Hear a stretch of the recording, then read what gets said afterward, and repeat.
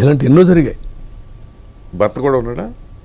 భర్త రాలా ఉన్నాడు ఉంటాం అయితే. ఇలాంటి కొన్ని వందల కేసులు. ఏంటి మీరు చూసారా, మేము ఎన్నిసార్లు ఫైట్ చేసాం. ఒక అమ్మాయిని లొంగ ఇది చేయడానికి బాత్రూంలో స్నానం చేస్తున్న నేకెడ్ ఫోటోలు తీశారు.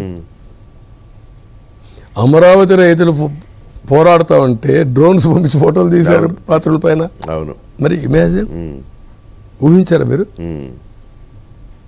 అంటే కాదు, అంటే నాకు అర్థం కాదు ఏంటంటే ఇటువంటి వికృత మనస్తత్వాలు ఇంత ఒకేసారి ఇట్లా ఎట్లా విస్తృతంగా వ్యాపించాయో తెలియట్లే. అది ఆ వికృతమైన చేష్టలు కూడా మీరు ఒకసారి ఆలోచిస్తే ఇద్దరికి ఉండటం అర్థం ఉంది.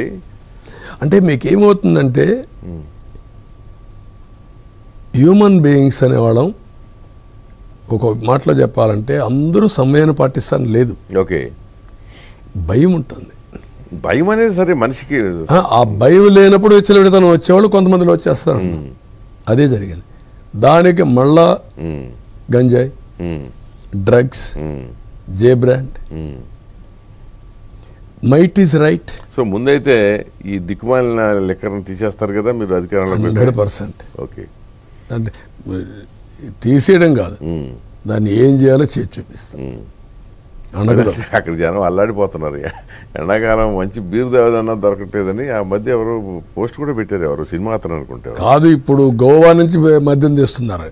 ఓహో, అది తాగిన వాళ్ళు హాస్పిటల్ పడిపోతున్నారు. ఇప్పుడు వీడు ఎలక్షన్ మీటింగ్లకు వస్తే క్వార్టర్ బాటిల్ ఇస్తున్నారు, అది తాగిన వాడు హాస్పిటలైజ్ అవుతున్నాడు. ఎక్కడి నుంచి అట్టే వెళ్తున్నాడా? అదే గొడవ వదిలిపోయింది అసలు. గొడవ అంటే ఇక్కడ జే బ్రాండ్ కాస్ట్లీ కాబట్టి గోవా నుంచి సెకండ్ తీసుకొస్తున్నారు.